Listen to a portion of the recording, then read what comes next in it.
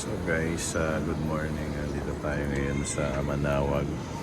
Mag-a-attend tayo ng Mass today. Padadating lang namin. So JC, mag-pray ka, no? You're gonna pray. We are waiting for the 9 o'clock Mass. So yan, nandito na kami ngayon. There.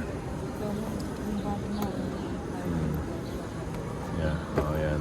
Kadadating lang namin. So, yan.